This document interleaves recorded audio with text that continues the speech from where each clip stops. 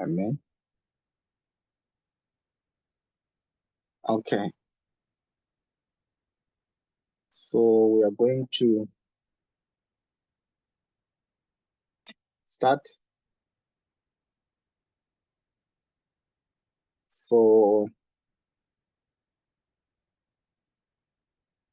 on Wednesday or Thursday, I think I've sent a link with two presentations which were done last week from the ongoing camp in Tahiti, one of the French ministries. So I'm hoping that people have managed to at least watch those presentations. It would help us in our review or discussion. So it was, for me, one of the most important studies,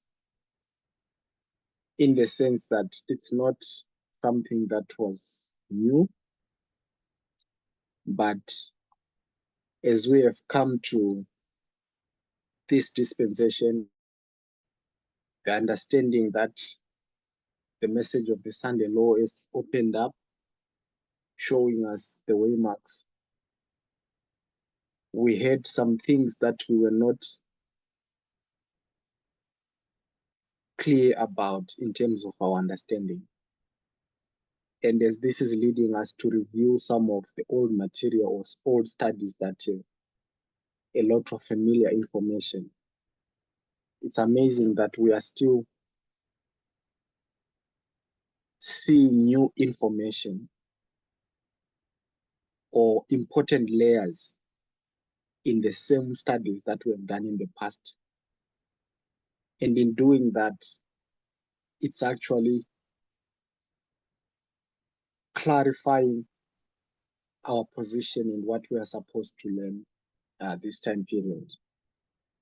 So that's the main reason why I encourage people to watch those two presentations, because it was a review pointing us back to even do a more thorough revision of what we already know about, especially the books of Daniel and Revelation. So I'm going to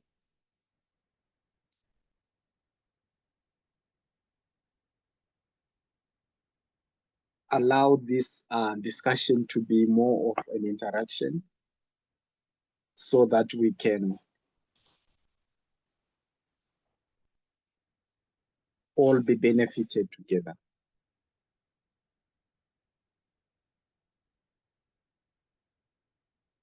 So I'm just establish what was being discussed and how that discussion came to be. And from there, we'll start to discuss some of the questions that we can have on that subject. So the discussion came through a series of studies that have been done by Elder Terry, I think, and other teachers pertaining the issue of the Sunday law. And it was a question which was posted to Elder Paminda. And the questioner needed clarity on the issue of, in the book of Revelation, particularly in chapter 17, it highlights the issue of the kingdoms. And in our understanding, we know that there is symbolic numbers of kingdoms that we have already established. And it happens that Revelation identifies that there are 7 kingdoms. And it also brings to light the number 8. And the person who posted the question wanted to understand, is the 8th kingdom one of the 7, or one of the 7 kingdoms? So in trying to understand that question, it led to reviewing our understanding of how the book of Revelation is structured. So I'm going to post, I think, the picture on the board clearly afterwards. But I want us to start reviewing our understanding of the book of Revelation itself as a whole. Because one of the key concepts that was outstanding for me is to review how we understand the prophecies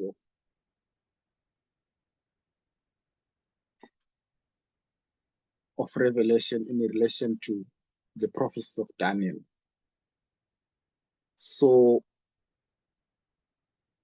when we come to chapters like chapter 17, chapter 12, chapter 13, in the past we have done a great work in establishing the structures and how, in context, those books can be applied to histories which they've passed, and that gives us a picture of how we can see that repeating pattern going forward in future. So the simple theme of the book of Revelation, especially particular to the prophecies which leads you to chapter 17, we can say it shows us a pattern that from the book of Revelation, we have things that we need to see, and there are steps we need to take to make the sense of the whole chapter. So if I may ask, before anyone can create a line or create a storyline in history, applying the book of Revelation, what are we supposed to do with the prophecies of John? It's something that we have done in the past. It's just a review. What are the key steps that we need to recognize when you are looking at the book of Revelation?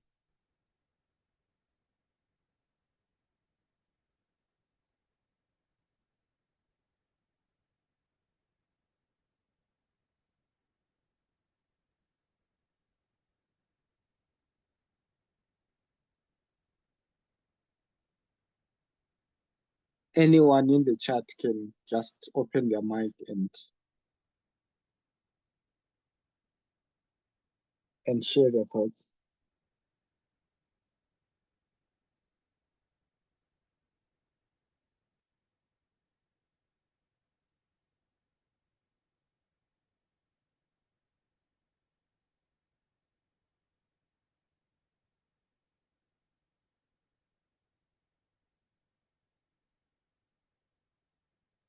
Hey Milton, can you please Yes, Tatu. repeat your story?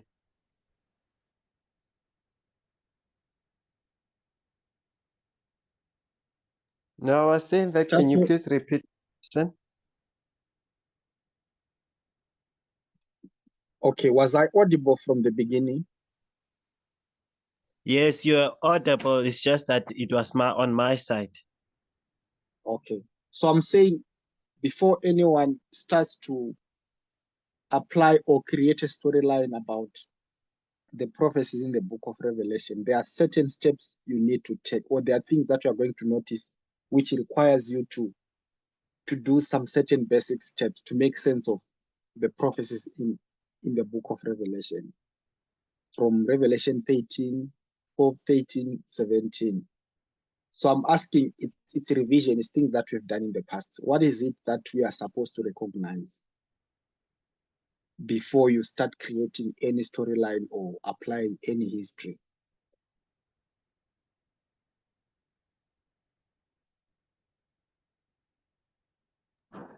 Okay, can I just give it a try? I don't think I have that. It's quite vague. Okay, did you I, manage to watch the two presentations I've sent, the links? yes, I managed Okay, to watch. okay, that's good.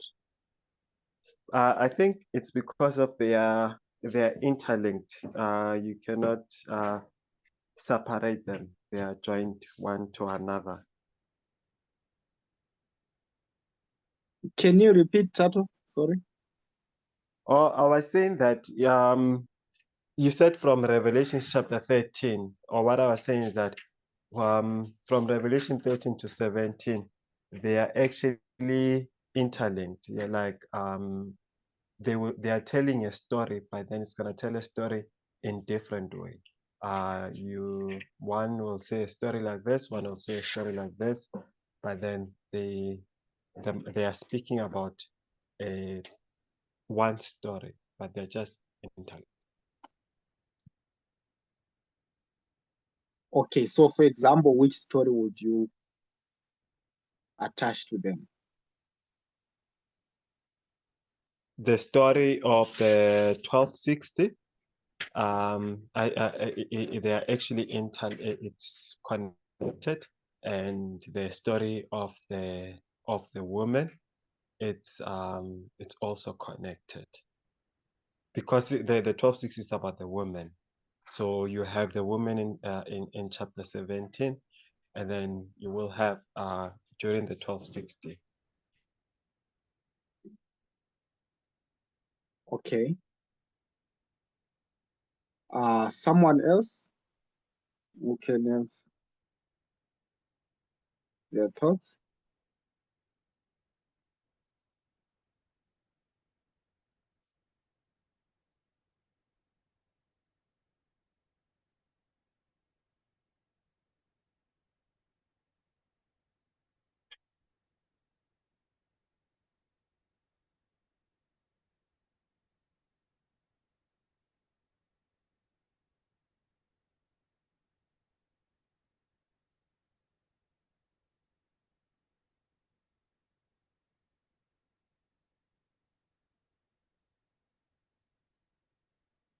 Tsepo Takuli, what do you think?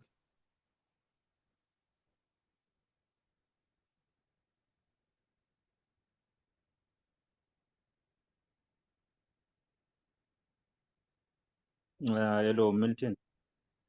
Yes. Yes. I'm struggling to get your question. Your real question, yeah.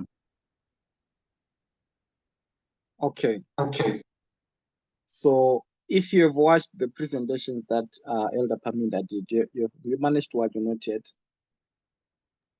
Yeah, I've watched one only, the Okay. first one. Yeah. Okay. So one of the key review points that we can see is that in the past we have already done some, okay, I can say a lot of studies pertaining prophecies in the book of Daniel and in the book of Revelation. And it's just a question of it's just that most people know the answer, but I just want us to refresh our memory. So one of the key steps we need to notice when you go to the book of Revelation, before you do anything to attach a story to what those prophecies are saying, these key steps which we always remember we have to remind ourselves to. And maybe I can start by answering my first part of the question to make it easy. So one of the key steps that we know is that the book of Revelation, it's a continuation or it's a repeat and enlarge of the book of Daniel. In some cases, we make a statement to say Daniel and Revelation, it's one book. Do we remember that?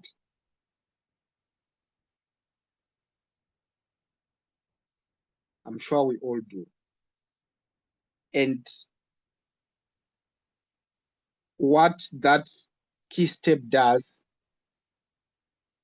is you're going to see that when you go to the book of Daniel, let's say under the study or the theme of the kingdoms of Bible prophecy, we are going to notice that Daniel gives us more information, especially of the first four kingdoms. That is, there's more and enough information from Daniel pertaining those four kingdoms, how they rise and fall. And if I may ask, how many Bible kingdoms do we understand prophetically to be the I just want the number. It's on the board,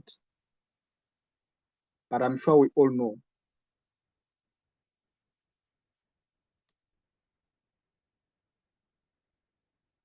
How many Bible kingdoms are supposed to exist before the end?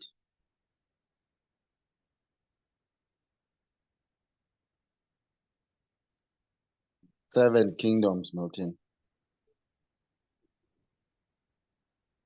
It's seven kingdoms, right? And where do we get them? If you can tell me the books.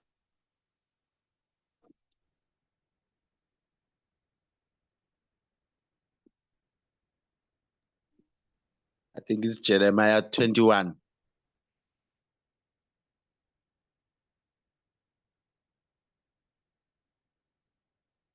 Jeremiah 21 can give you the list or the number of the kingdoms. Is that what you are saying, Vosi? Yes.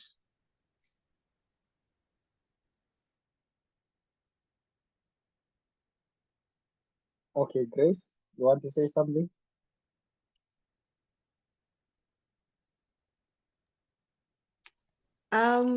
Revelation 17.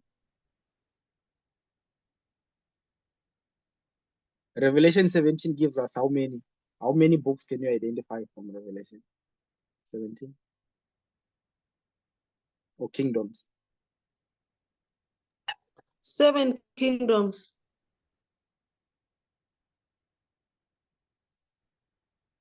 Okay. Daniel 2, 7, 8, 9, and 11. Sit up. Daniel 2, 7, 8, and 9, 11. Okay, so Gracious is saying from Daniel 2 to Daniel chapter 12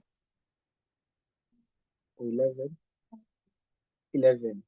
How many kingdoms can you identify in Daniel 2 to 11? How many kingdoms do we see there?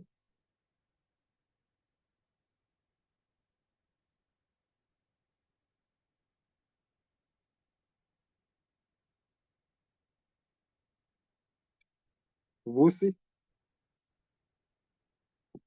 Vusi said Jeremiah 21.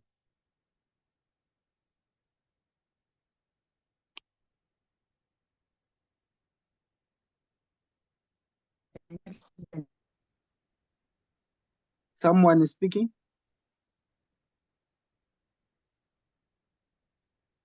I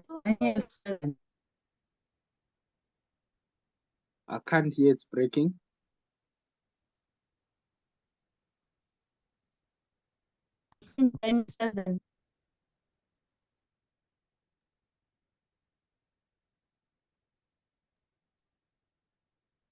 Sorry, can you repeat? It's just breaking on my side. Maybe it's network.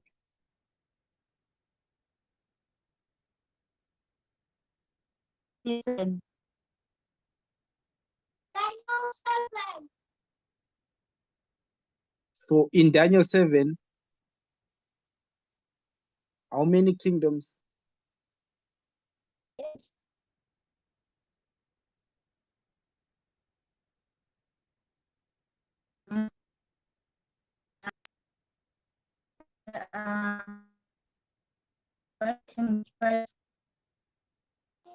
It's Babylon, Medo Persia.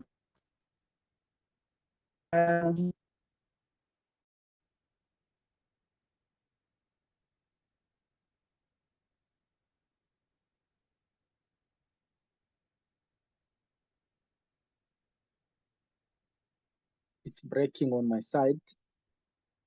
Okay, so let's try to work these three together. Or Tatu, can you hear me? Hey Milton, Diakova. Okay. In the books of Daniel 2 to 11, how many kingdoms historically can we identify? In the books of Daniel 2 to 7, you have 4 2 to kingdoms. 11. We have 4 kingdoms, right? Yes. Do we all agree? Do we all agree, Mabe? Yes. Yes, one.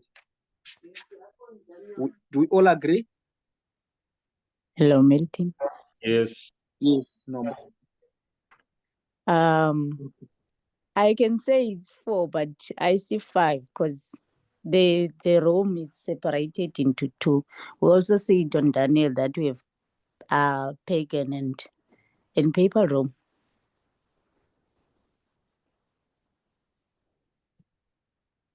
So you are saying 2 to 11, you can see 5. If I separate Rome, but if I don't separate it, then it's 4. And does Daniel actually separate them for you? Do you see 5 beasts or 5 here? What are the symbols of those 5?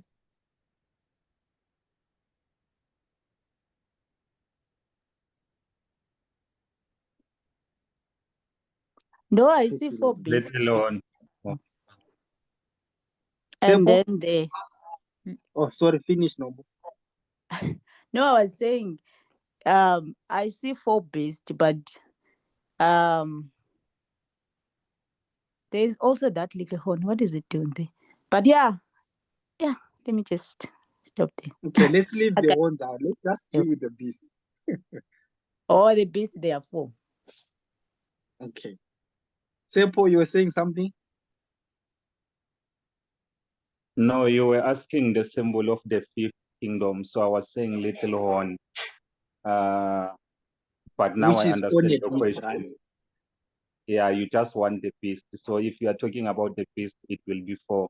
Because even Daniel 2 will only talk about gold, silver, bronze, and iron. Unless if it expands on the information, but you only see those 4 types of metals. But we know that it will continue to give more explanation when you go to other chapters, same book, Daniel. Yes. Thank you for that. And the reason why I'm asking these basic, simple questions, because we are students of prophecy, we use methodology. I know we've made applications in the past. We start combining the toes to Revelation 17, in some cases, it can actually make us to end up making mistakes, because on a basic, simple level, we know that there are 4 beasts in Daniel chapter 2. 7, it's actually repeated and enlarged, giving more details of that same history. And even when we go to the history, the application we do, the application of the horns, everything can be applied to a specific history before we combine it with Revelation. So it becomes important when it comes to making application. So now let's go to the book of Revelation. How do we, okay, Grace? Alright, so can we not say like in Revelation 2, we have the king and the kingdom. And then now when you're going to go to 7, is it enlarging that when you see the beast? Can you repeat what you're saying? It's like, I know it's same thing, but Milton, we can't hear Gracious. Yeah, she's a bit far from the mic. okay, I was saying in Revelation 2, we see the kings and the kingdom, like Babylon, Medo, Persia. Revelation 2 No, Daniel. or Daniel 2. Mm, Okay. Babylon, Medo, Persia, Greece and Rome. And then when we go now to Daniel 7, we are seeing the beast, like we have the lion, the bear, the leopard. And beast. So I was saying, is it correct to say, because you said, You're speaking low as you go. okay, you said in Daniel 2, they are beasts. I was asking if it's correct to say they are beasts there, or Can you get next to the mic, G, so we can hear you? yeah, okay. Can you hear me now? It's Can you better. hear me? Okay. Now I was asking, I'm saying in Daniel 2, we're seeing the kings and kingdoms. Babylon, Medo, Persia, Greece, and Rome. And then 7, that's where we're seeing the lion, the bear, the leopard. And yes, it's repeating. So I was just asking that when you're saying we see the beast in 2, should we use the word beast is saying we seeing the beast in 2 correct? Or I understand so in some way it's repeating the same thing, but I was just asking if seeing the beast in 2 their beast, is it correct? That was just, but at the same time I don't know, I was just like trying to, even though I know it's talking of the same things, like repeating, and I was just I'm not sure if you are getting Gracious' question, I don't know, it's just weird. but the basic understanding we're establishing here is Daniel gives you enough details of the first 4 kingdoms of Bible prophecy. And there's going to be repeated and enlarged of those 4 in chapters 2, 7, 8, and 11. Do we all agree on that? Yes. Yes. Okay. So if we agree on that, so that repeated and enlarged, we know that it specifically deals with more details of those first 4 kingdoms. So now when we come to the book of Revelation, especially 17 from verse 1, it says There comes out of the 7 angels which had 7 vials, and talked with me, saying unto me, Come hither, I'll show you unto the judgment of the great war that sitteth upon waters. And as you start to go down with this chapter, it identifies that, especially from verse 9, which says, Here is the mind which has wisdom. 7 heads are 7 mountains on which the woman sitteth upon. So Revelation brings this idea that there are 7 mountains, and verse 10 starts to break down in a repeated and enlarged format that there are 7 kings. 5 are fallen, 1 is, and the other is yet to come. So even John is going to start to do something that we are saying is the important step we need to recognize all the time. So in the book of Revelation, can we say you can get all the symbols of the 7 heads unless you go to Daniel? Can you do it in Revelation? Do we see these 7 heads in the book of Revelation on its own? Or these 7 mountains? Can we identify them from the book of Revelation on its own?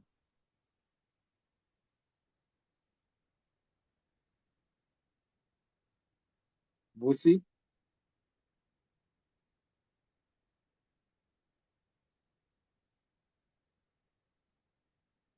Yes, Milton. Yeah, so I'm asking, if you are to look at the beginning of the chapter 17 up to 10 and 11, it talks about these 7 heads of 7 mountains. These symbols with all the information, can you see this in the book of Revelation on its own, or you have to do something? For me, I think you have to go to Book of Daniel to get more understanding. Okay, thank you. We'll see. Anyone else? Tsepo, what do you think? I also think you need to go to the book of Daniel. Otherwise, we would have not been given the book of Daniel if we could see everything from Revelation. That's what I think. Okay. Tato, what are your thoughts?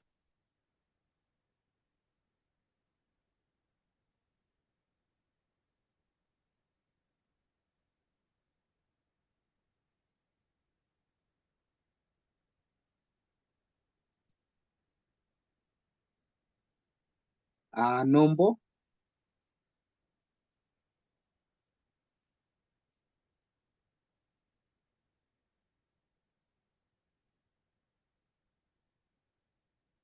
Nombo Niso? Hello, Milton. Can you please repeat your question? Now, I was just saying, when we start to read chapter 17, it talks about 7 kings, 7 heads, 7 mountains, and then it says 5 kings have already fallen. So I was just asking on just that verse 9 and 10, that the book of Daniel gave us 4 kingdoms, right? We saw 4 beasts, and then there's a repeat and enlarge of how those kingdoms rise and fall up to chapter 11. Then Revelation brings us up to this number, which is number 7, which we all know in Bible prophecy that there are supposed to be 7 kings or kingdoms. So my question was, can we see that, or the question was, can you see all these 7 kings in the book of Revelation on its own, or you have to do something? No, I think you can compare it to the book of Daniel.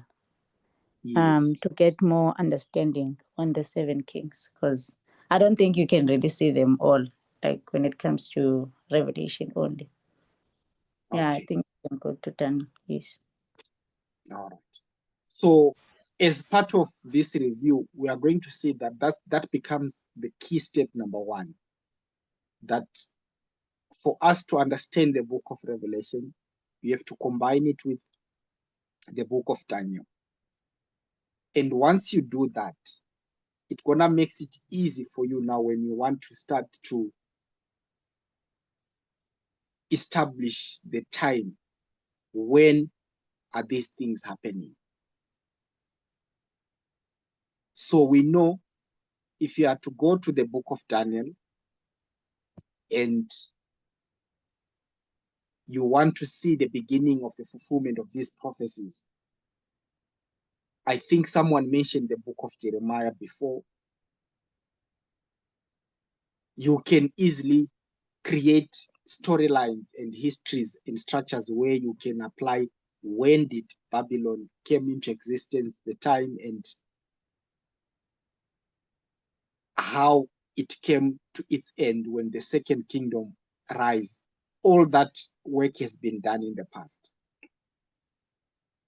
So even now when it comes to Revelation chapter 17, which we are not going to read much in detail, but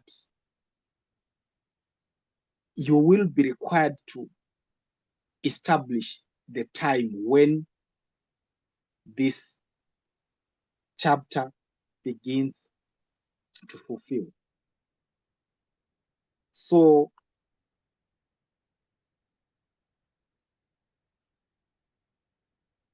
when we go to 17 verse 9, it gives us the number and different symbols which are repeating the same thing: 7 heads, 7 mountains. And then in verse 10, it says there are 7 kings, 5 are fallen, 1 is, and the other is yet to come. So when we look at verse 10,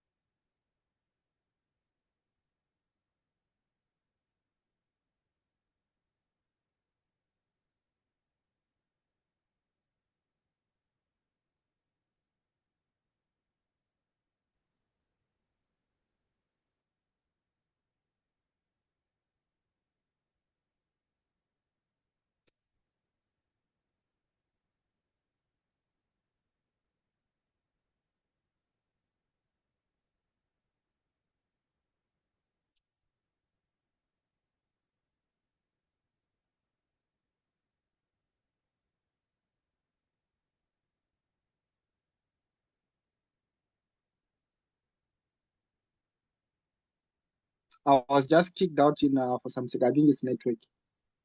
I'm not sure if you got the question.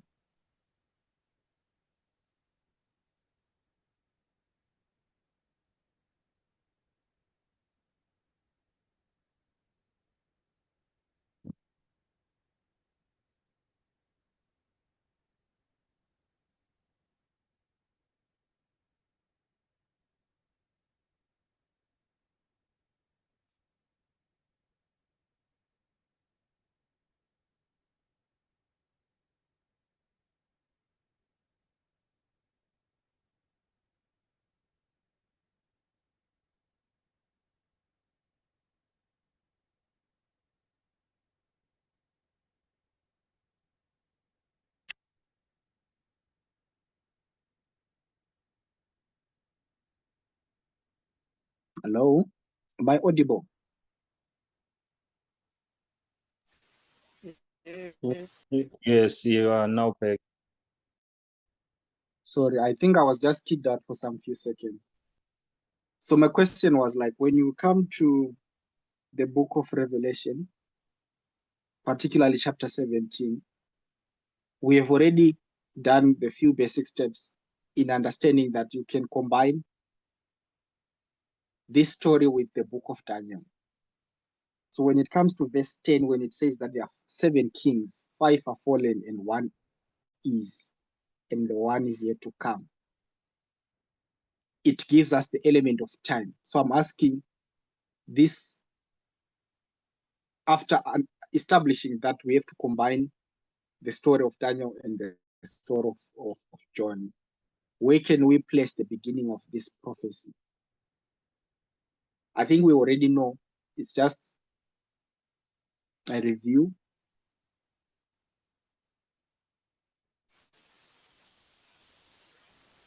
Where do we place the beginning of? 98. Okay, thank you, Temba. So Temba is saying we place this prophecy in 1790. And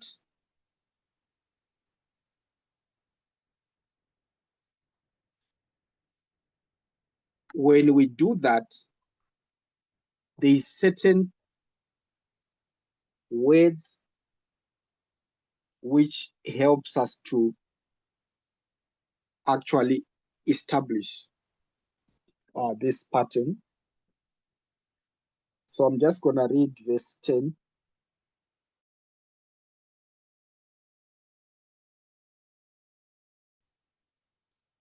It says there are 7 are fallen, and 1 is, and the other is yet to come. And then 11 says the beast that was and is not. So it's actually a repeat of the same. So it's those few, let me say one word, which establishes this concept. So it says the beast that was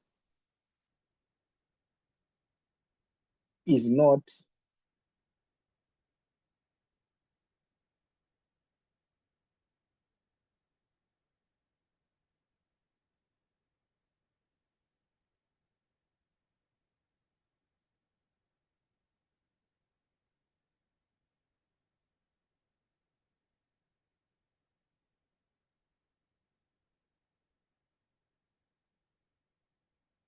okay, the beast that was and is not, and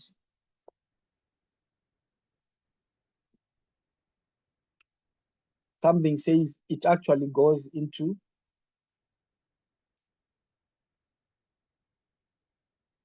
perdition.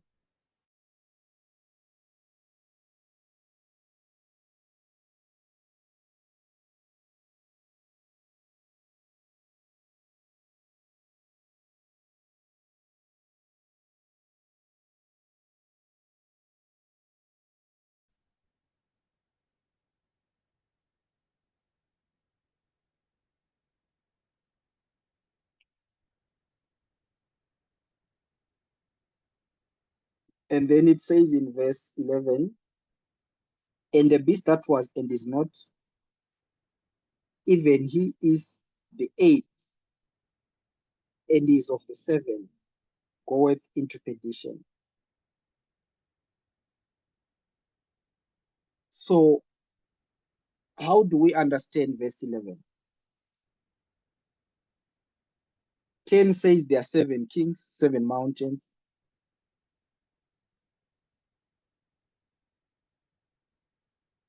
And verse 11 repeats the same concept, but it says there's gonna be the number 8 included there. How do we understand verse 11?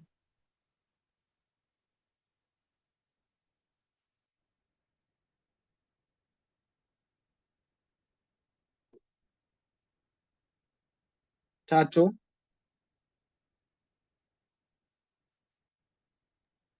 Hey, Milton. how do you understand verse 11?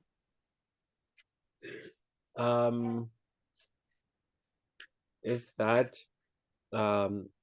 so okay, first of all, you have the 7 kingdoms, and then it says the eighth is of the 7, meaning this eighth one, it's still the one of the seventh kingdom. So the point that I got and I managed to understand, when you go back to the kingdom number one, which is Babylon, even this one, it's like that one. And he even asked the question, is it the fifth? And he said, yes, it's the fifth, but it is not the sixth. But I think he came to explain it via how, when you go back to Christ and then you see Christ dying, resurrect. Christ died, and resurrected, and then you see it's the same person. So that same person, when you come back to this kingdom, it's the same kingdom. It's just that you can be able to see. Yeah, I think you need to go backwards and be able to understand, and then bring the story that is related to it when it comes to the death and the resurrection, because it's a beast that was and is no more. So I don't know if I'm mixing things, but then I got to understand the point and be able to, yeah. I don't know if I'm confusing. No, I can hear you. So you're saying you said the fifth is the seventh. If I'm to summarize what you have just said.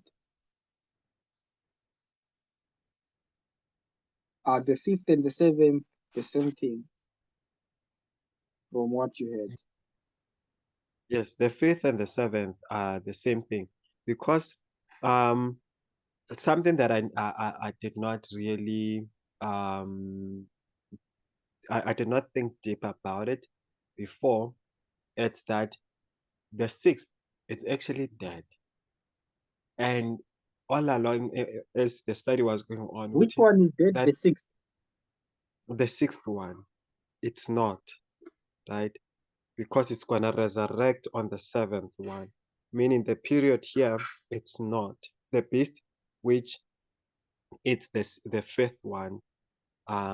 Whatever characters and whatever things it has, it's not in the sixth one, you see, and it's gonna resurrect on the seventh one.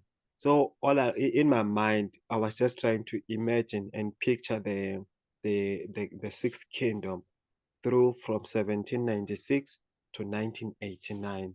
Why would it be dead? Why would we mark it as being dead? Yeah, that's what was just capturing me, that period, as marking it as being dead, meaning there was something that was not the same as all these other kingdoms. Okay, Tato. Which kingdom get killed in 1798?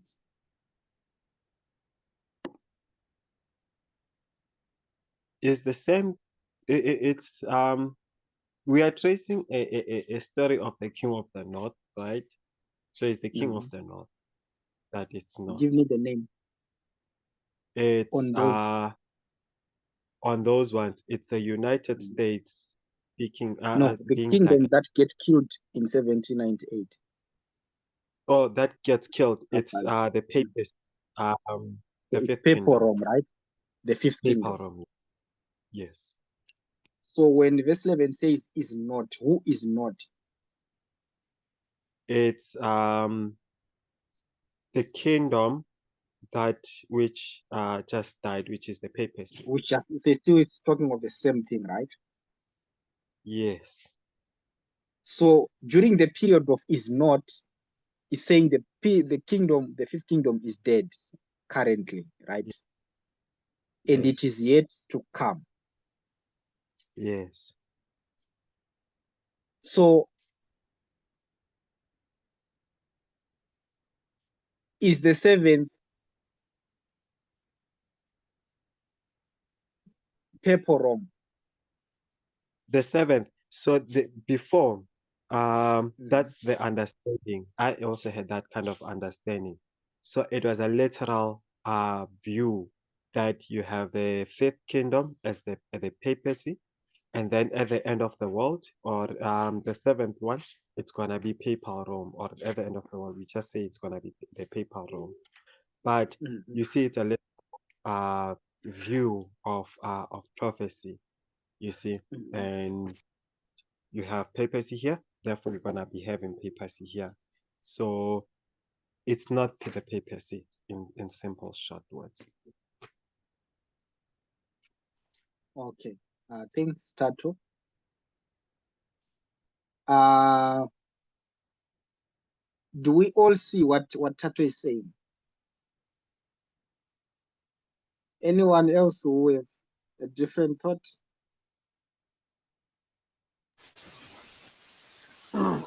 Milton, Yes, Tato, in Temba. essence, yeah, in essence, is saying the seventh kingdom is actually calculated uh, to the fifth, because the fifth is the unique one that is said to be different, and the sixth Mhm. is the one that is presently dead. That's what I think he's saying.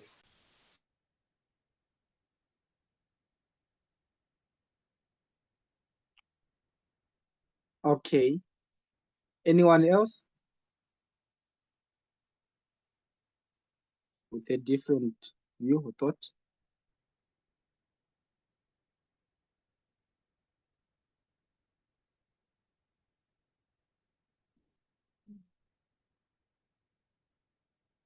So I'm just to add to what Tato is saying. When you look at that simple definition or structure which is given in the verse, we are going to see that it's the same information that we are also given through Ellen White. And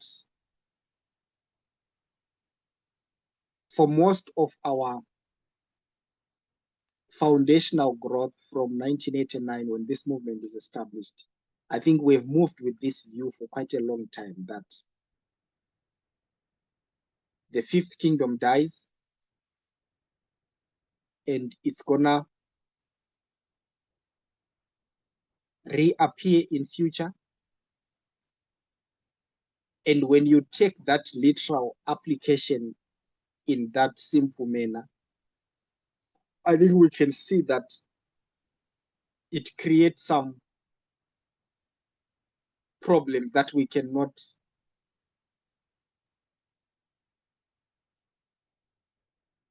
correctly make distinctions when it now comes to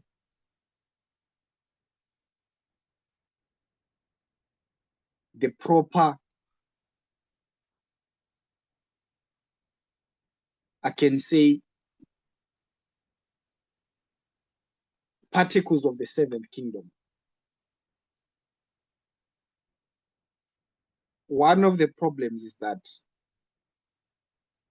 when we make the fifth the seventh, we have to see the papacy at the Sunday law, right? And this is what Adventists are waiting for. And it forces you to want to connect either the work or the role that USA plays in Bible prophecy. So in some shape or form, we have to connect that with papal Rome or either with papacy. The Catholic Church, I don't know how we can do it, but there's that which it leads us into. So we know that from those two presentations, Elder Paminda did break down or get into a deeper discussion on how we are supposed to go back and review, especially our understanding of the role of the sixth kingdom. And I think that's where part of what we're doing today is to lead us back into reviewing our understanding on the role of the sixth kingdom, which is USA. And I think a warning was given to actually give us a heads up to be careful whenever we are applying that term USA in context of what exactly are we applying it to. And one of the key, I think,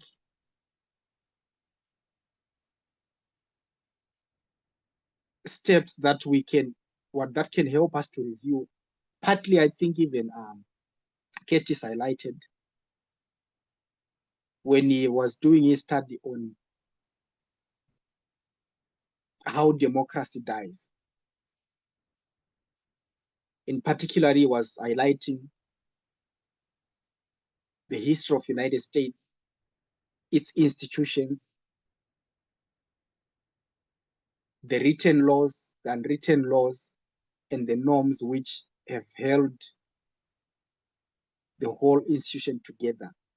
And when you start to see the breakdown of those institutions, what is it that has happened in terms of the culture and the way the far right have ignored those unwritten norms and challenged things in a way that cannot be addressed with the law, but it's a norm that has been in existence for quite a long time, which makes it so strange to deal with such a behavior, especially in terms of how those institutions should work. So I think, in summary, in future, we are going to carry on with this. It was very important for me, I think, to not always forget this important link that the book of Revelation has to be combined with the book of Daniel. And when you start putting time, it helps you to understand the context of each chapter and what it's addressing. That was the first point which was established. And there was another point which was highlighted to, we need to break down the symbology, especially in the book of Revelation. There is 3 groups which are highlighted. We are just summarizing as I've seen most of the people have watched the presentations. I'm not going to read the verses. But when you look at chapter 17, from verse 1 to 18, there is judgments which are going to fall upon. There is the kings which are doing something with the woman, and there is the people. So it's the kings, the woman, and people. And I think Elder Paminda made a key distinction that we need to put those 3 groups in context. And somewhere, somehow, it was one of the challenges we were having in trying to apply what is happening, especially with the arrival of the Sunday law. So I think going forward, it will be important to keep those distinctions. I think we will see the importance when you look at symbols like Donald Trump, his role as the king of the seventh kingdom,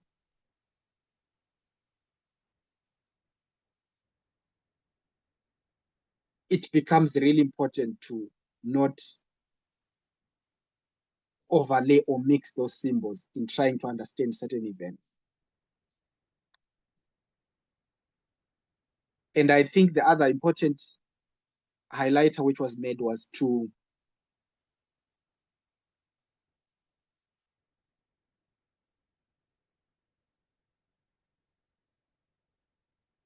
also always remember the correct structure in relation to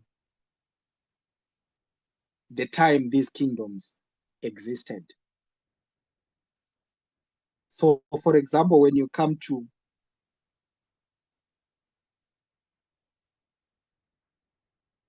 understand that for us to clearly understand the seventh kingdom, we now have to review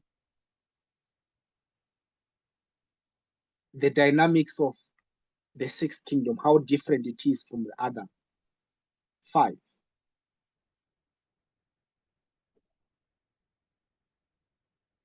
And I think we have already done a lot in the past. We understand that it's a two-horned beast. We know what those symbols mean, the two principles which makes it distinct, republicanism and Protestantism. And there is the speaking that is mentioned in Revelation 13. Speaks as a dragon. But there is also this lamb-like element. So all that put in place after 1798, when the fifth kingdom dies, I think it is really important to go back and put that structure in place and understand how do we see those symbols being fulfilled. When does the speaking of a dragon manifest and how? And what the lamp-like element also manifested in this history from 1798 to the close of probation. And I think this exercise will also help us to correctly put things in place when it comes to the nature of the Sunday law. What are we expecting? What has happened? What are we expecting to come in future? And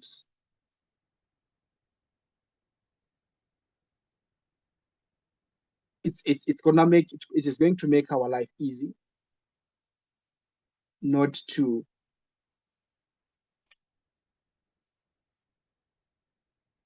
make mistakes, because we know that it also makes us to mislead or either misplace events. And in this time period, we know that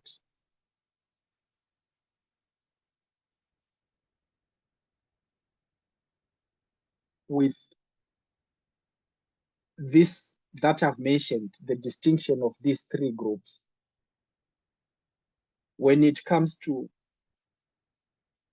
especially the current issue that is at hand, people are trying to understand what is marking the arrival of the Sunday law. The issue of the image. When did it arrive? Are people already receiving the mark? Is the test here or is it in future? And what does this mark look like? How is it received? Who has received it? So all those questions, if we have watched the studies which different people have done, I'll just give an example. Some have highlighted July to be the mark of the arrival of the Sunday law. What is it? That is the question we need to all be firm and established on. Some are highlighting November 5th, the election, identifying voting as the sign of receiving the mark. So all that information, it becomes very critical and important to understand that, are we making correct applications? And this is the reason why I think we were given time to go through the studies which all the teachers who are teaching about the Sunday law are doing, and be able also to do our own individual work in trying to understand these subjects for ourselves. And without confirming or identifying this one is lying or this one is telling the truth, I think there was even a warning not to quickly reject and also not to quickly accept everything. And I think it goes in hand with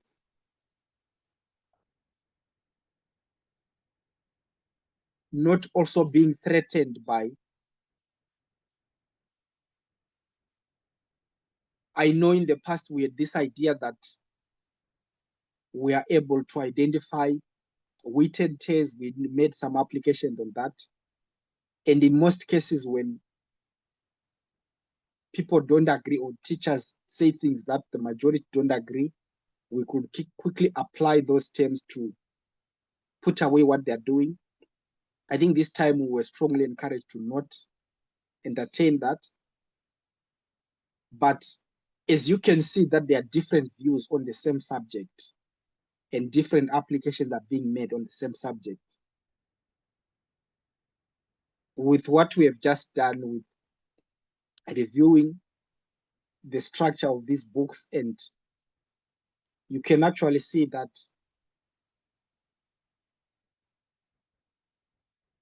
we have not done enough in understanding the role of the sixth kingdom, which is United States, correctly.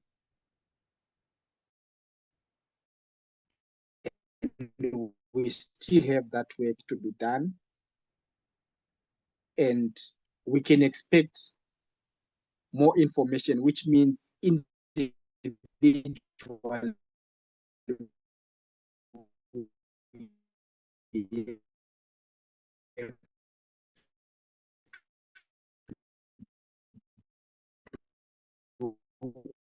also our due diligence, full symbolism, the eighth kingdom being it in, because it has to be something that has real meaning in our time at the Sunday law.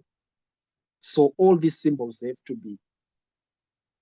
have something that will give us key information about the events that are actually playing out in front of us. I'm not sure if there's anyone who has something to say.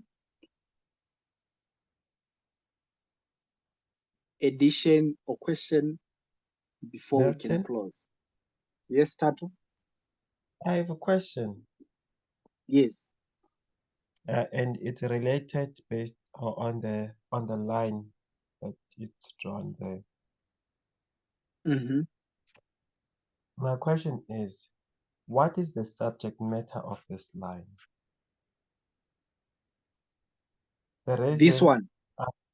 yes, the reason being is that we mark. Okay, you can answer, but then I want to come to where you have placed 1798.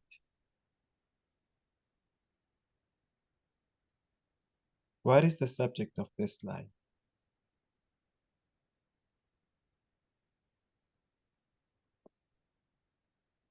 Okay. So on this line, the simple,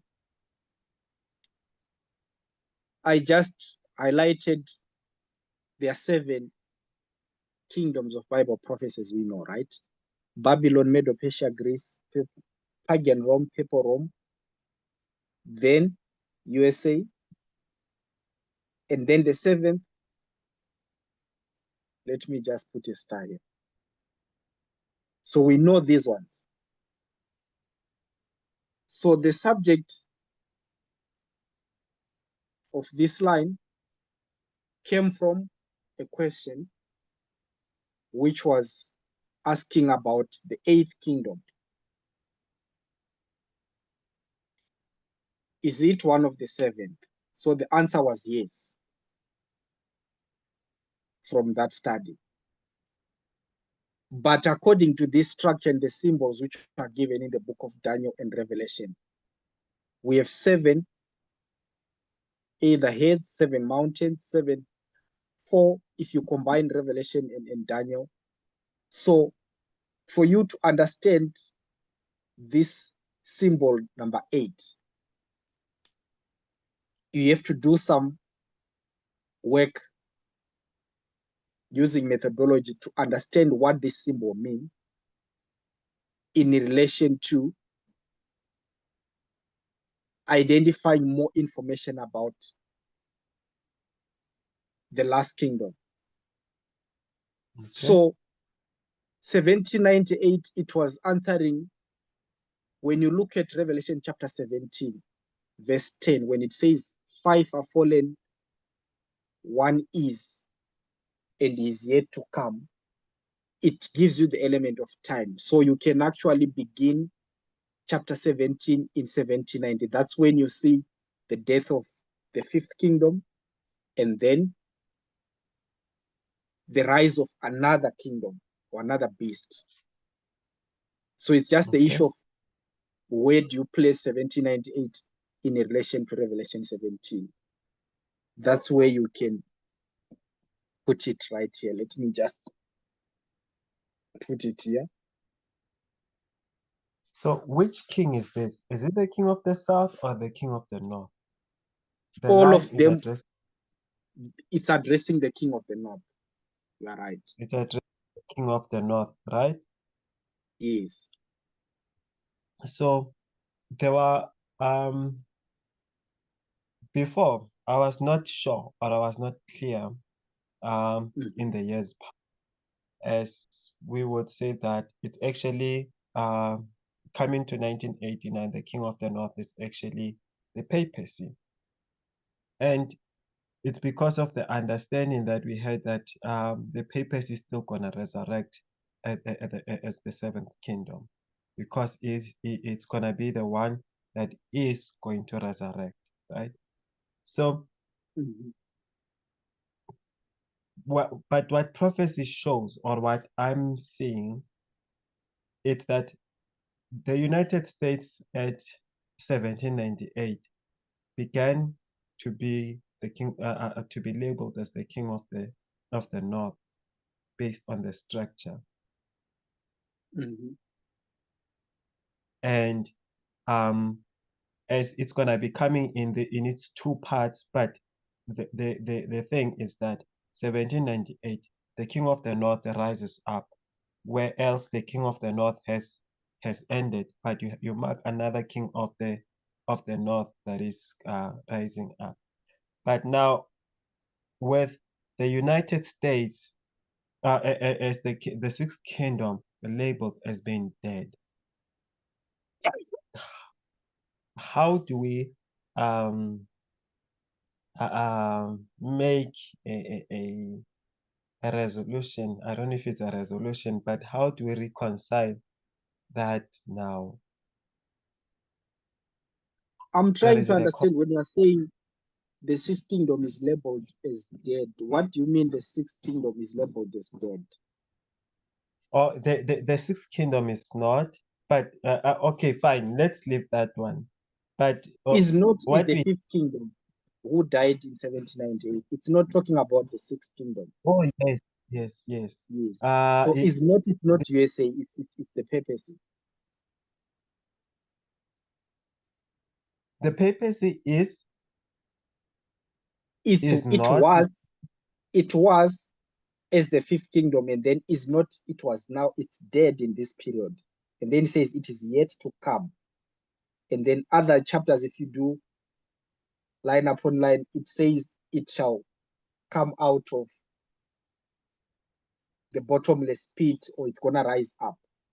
So it's all talking about one kingdom, this one, is not yet to come. It's not addressing the sixth one. It's not addressing the sixth one.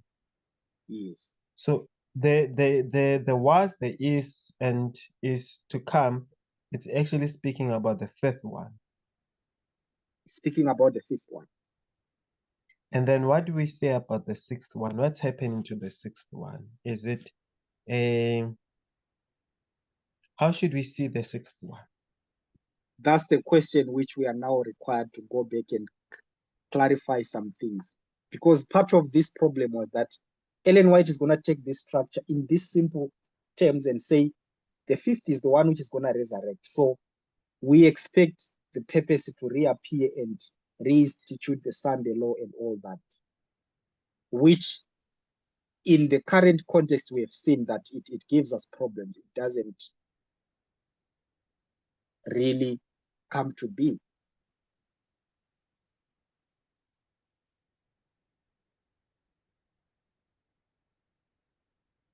Okay. So I think part of what I've also observed is that when you look at Time of the End magazine, the explanation of 1989 is a waymark.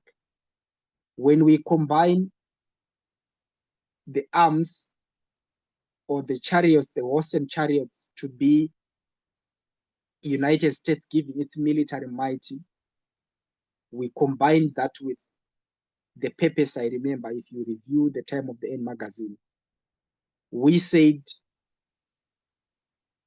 remember in 1798, the purpose, which is represented by the woman, lost the beast, right?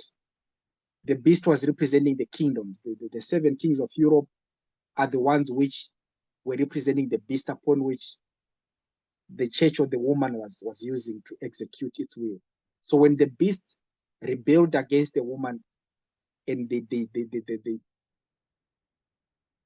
they've just distanced themselves, we have now the period where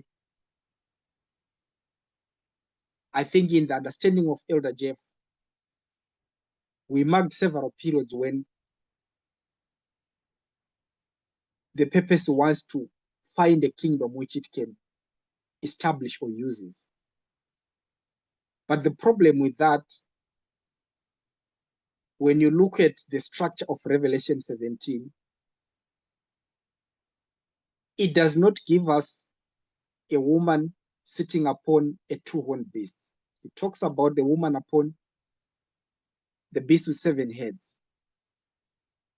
So in 1989, when we explained that the papacy combined its hands, or the United States traded its hand with the papacy, I think that's where we need to go back and refine that coalition which we established to be the marker of 1989 as a waymark. Not to say that it was not significant that the Pope and Reagan had some contacts, but I think our understanding of the Sixth Kingdom has to have more clarification on what does that fit in the symbol of the King of the North. And if we see the manifestation of the Fifth Kingdom through the existence of the Sixth Kingdom, which is United States, I think we need to refine how do we see all that? Because I think you can remember when we have also some other studies which established that the daughters are the ones which are going to finish the work. And all that symbolism, it's going to lead us to not a literal application of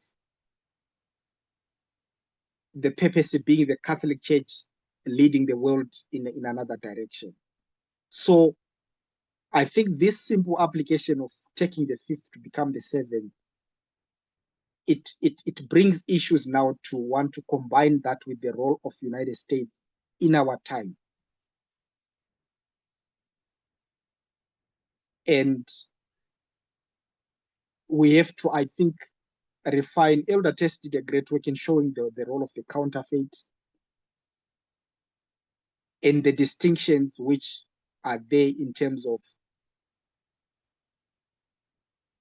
theories and doctrines which we see repeating in the history of United States. I think that's where we have to go back and do a thorough work. I also see the challenge in we did not really understand the role of the Sixth Kingdom. In as much as we can identify it's United States, I think we end up misusing that symbol and misplace it in sometimes to things that are not clear in our mind. We are not sure of what we are identifying. That is why there's so much, I don't want to say confusion, but misunderstanding of what the Sunday law is right now.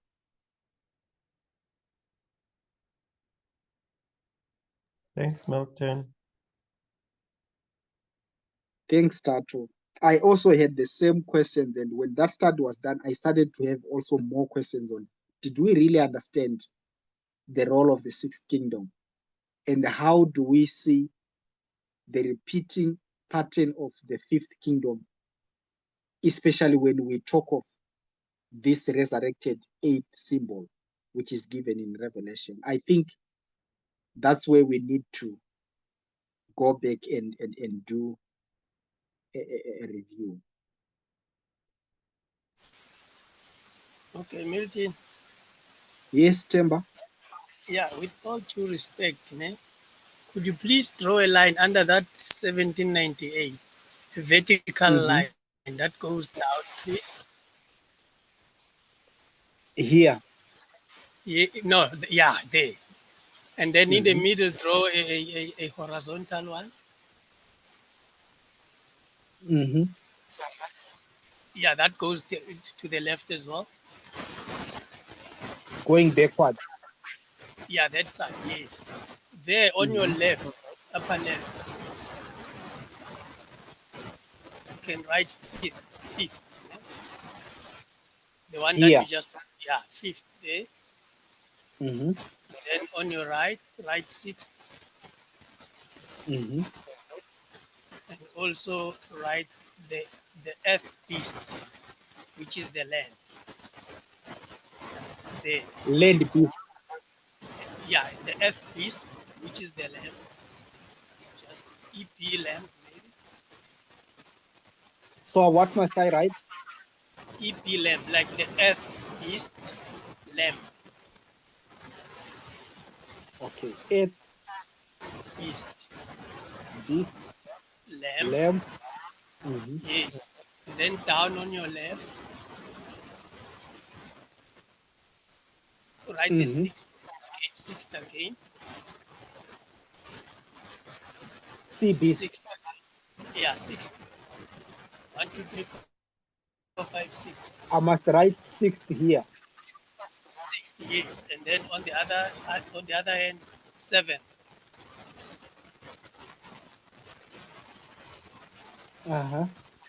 Yeah, if your line like was not going too far down there, you could have written 1989 down the vertical line. Just yeah, no. Like you see the line that you drew first, the vertical line from 1798. Sorry. You see the line that we started with 1798, and it went down. You are breaking. Oh, I'm saying the first This one. line that, yeah, the vertical line, the first vertical line. Yes, that one This down one. there. Yes, then down there it I should put be 1989 here. Yeah, at the bottom of it. Yeah. Okay. At the bottom of that one. Okay. Yeah, on the top it should be 1798. At the bottom Underneath it should 1989. Yes. 1989. Yeah, and try to explain it in this fashion at least, because you see there's the fifth kingdom, the sixth, which is the lamb like which is the earth beast, which is the lamb, and then there's a sixth again on your left, there's a seventh on the right, and that one it should be earth beast, the dragon. You should write the dragon there on the seventh. Underneath here. Yeah, like yeah, just to show that the seventh one is the F beast, which is the dragon. The seventh one, yeah, on the bottom right. So here on the earth, 6, it's the lamb, here is the dragon. Yeah, there is a dragon. Mhm. Yeah, I think if you can, though your screen is not fully visible, I don't know other people can see, but maybe if they understand Yeah, what we say, I'll send the image of the boardwalk afterwards. no problem. Yeah, if you can try to explain these kingdoms in this fashion, I think it would be better because I can see Tato. I don't think is well satisfied about the answer. I'm not sure, Tato. I'm sorry to say that. But I want you, Milton, to explain like the repeating of the sixth kingdom, because there it's a lamb, right? Unfortunately, So your you see, network is breaking, Chamber. well, okay. No, but let's leave it Just at that. But repeat what you were saying about what Tato was saying. It was breaking. oh, I'm saying maybe Tato is not well satisfied about the role of the sixth kingdom.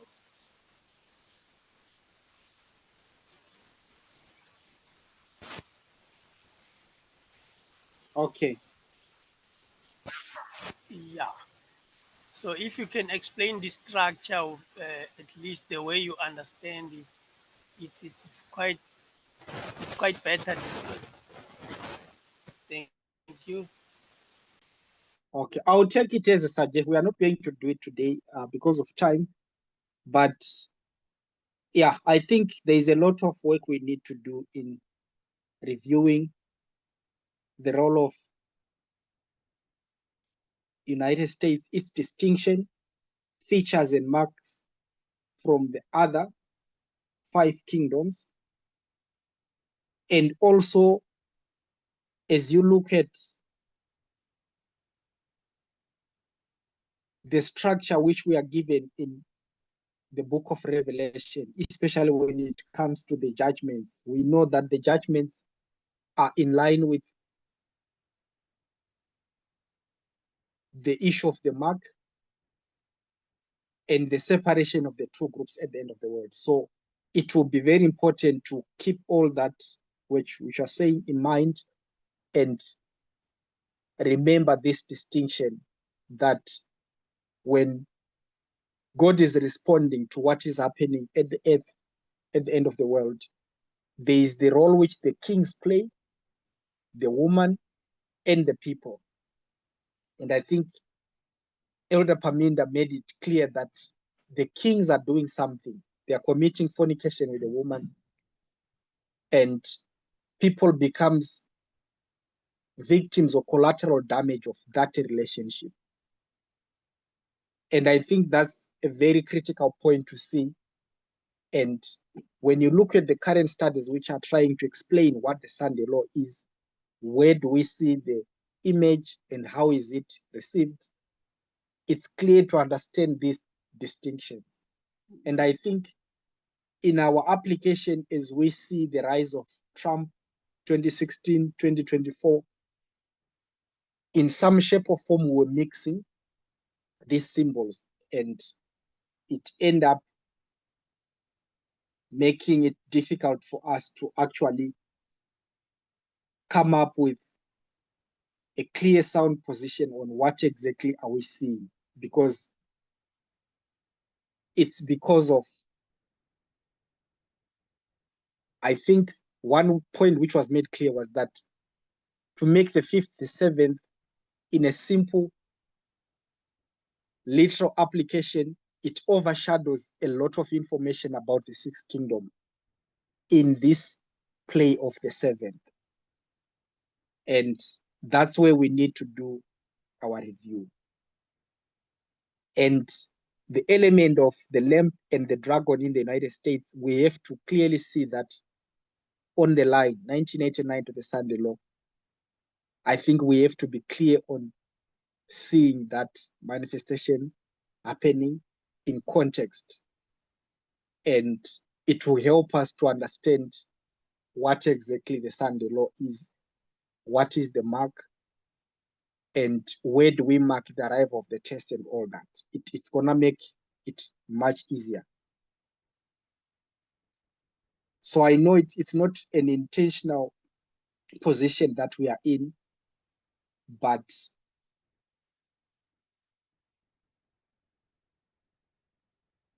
an encouragement to pause and reflect and also revise. It's really important because it's part of our growth. And we have seen that most of the things that we assumed we know, when we repeat and review, it's amazing how we keep on seeing new gems in the same information that we thought we are done, we are clear on this one, we know what it is.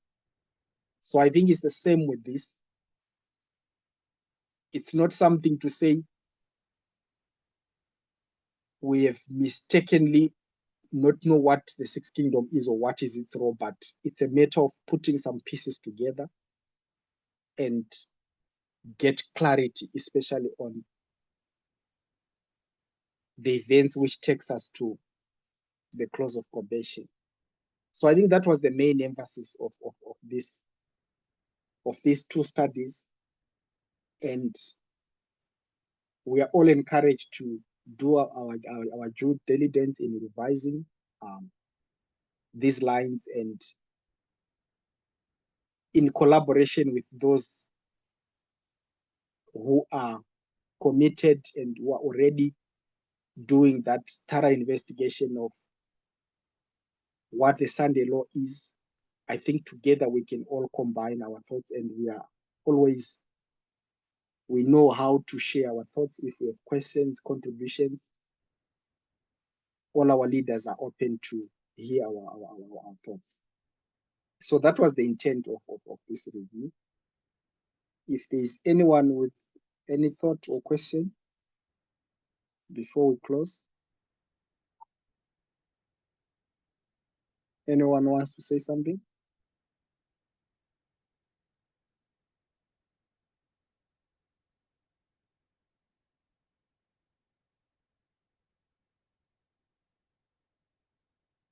Okay, if we are all good, we can pray.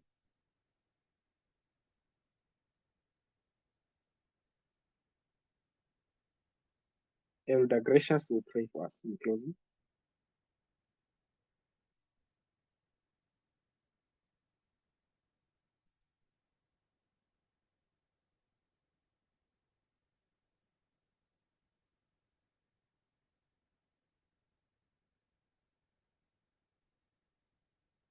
Okay, let us pray. Dear God, we want to thank you at this hour for the study that we had. We want to thank you for all the light that has been opening up. May you continue to use our leaders, everyone else in a special way, so that these truths can be understood. Let it be upon each and every one of us to see the importance of thoroughly searching and understanding these truths for ourselves, and also that we'll be able to share with others. We thank you, dear Lord, that this light has come upon us.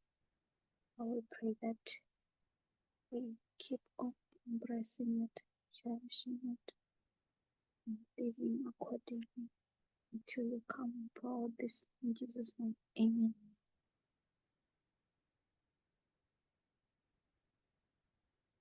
Thank you, Elder Gracious. So we didn't touch much on Jeremiah. I think the book of Jeremiah came into the discussion, especially in terms of understanding how, when Daniel was not able to identify or clearly understand his own captivity. He had to go to the books of Jeremiah to understand, because we know Daniel ended up going to captivity, but he could not get that information for himself in his time. He had to fast for some days, and then in that period, he reviewed the books of Jeremiah.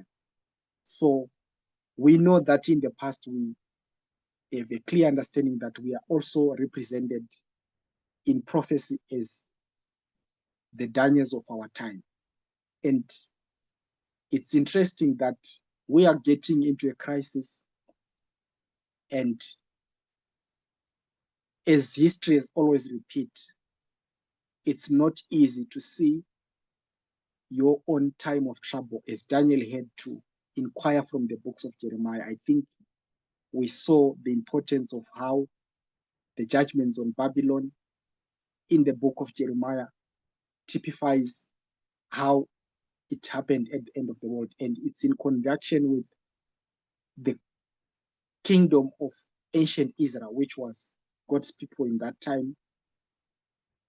Before they went to captivity, their expectation was that God can do a miracle and save them from the vengeance, and they were willing not to go to captivity. But what God did was actually allowing them to go into captivity and without resistance. So it's all that which I think it's speaking more of us as you look at what is happening in our time. And I think by the end of this camp, we'll have more clarity on those studies, and as we're gonna review in future, it will be a blessing.